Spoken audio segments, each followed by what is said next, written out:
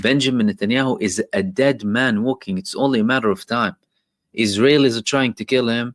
There was a 70-year-old woman who was trying to plan something and get an RPG to shoot Netanyahu.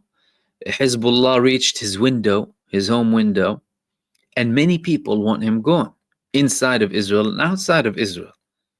And the arrogance and impunity that he's still acting with and happy to proceed with isn't going to prevent this definite conclusion that he's a dead man walking, like his state.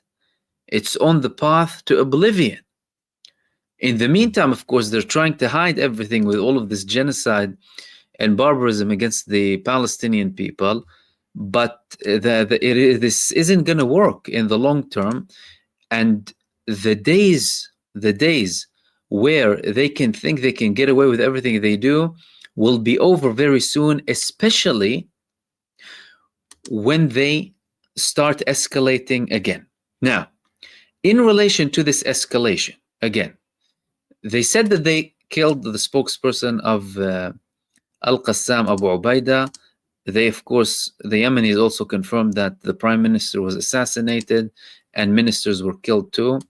But what are they planning now, how to escalate, and what is going to be the result of that? This is something extremely dangerous. So now in Israel, they're saying that the Hamas officials abroad are on the target list and we want to eliminate them. And this was the Israeli IDF chief of staff. The IDF chief of staff who is actually refusing to go on an all-out campaign to the liking of Benjamin Netanyahu, as Benjamin Netanyahu is requiring. But he himself is saying that everyone in the Hamas leadership is going to be eliminated. We're going to target them. What does that mean? And what will they do exactly? Well, firstly, we need to understand, where could Israel target these people? The Hamas political delegation, they're mostly based in Qatar. If they travel, they would travel to multiple countries that are willing to accept them. Egypt, Lebanon, Algeria, Iran, Oman perhaps too, and they might have other secret trips here and there. But these are some of the major countries that they travel to. Okay. If Israel wants to assassinate them, it's going to have to assassinate them in one of these countries. When Israel assassinated the previous head of the political bureau, Ismail Haniyeh, in Tehran, we saw what happened. Iran responded with true promise to. Several months later, after people thought that they're not going to respond, no, they delayed that.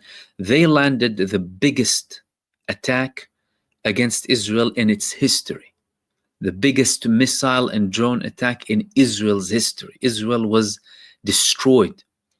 There was destruction all over Israel, full blocks being down to the floor, neighborhoods wiped out, strategic locations.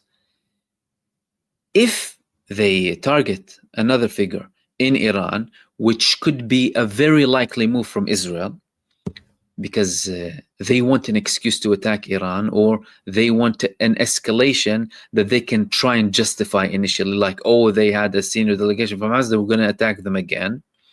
And then if Iran responds, they will do something bigger against them. It'll be back and forth for we don't know how long, really. If they attack them in other countries, there might be mixed responses.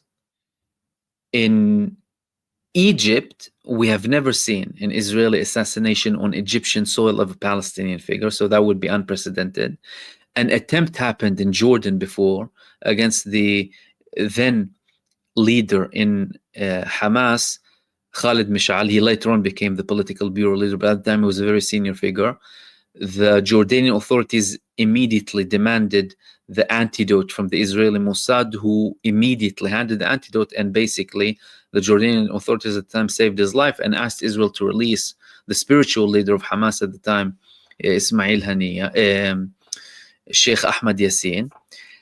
And in Lebanon and in Syria, there were assassinations, but there were no severe responses. Algeria, it's a risky thing here.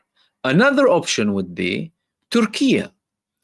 Israel did not, again, carry out an assassination of a Palestinian figure inside of Turkey. But if they do, that could also mean there would be some sort of response, despite the fact that the Turkish officials have been talking about certain things that they haven't been doing for the past 2 years. All of these things coming from Israel, their continuation of the genocide, their escalation with other countries, and threats to escalate even further by assassinating figures in the resistance in other countries, are only proving that things are heading towards more escalation, and it's only a matter of time before things explode to levels that we have never seen before.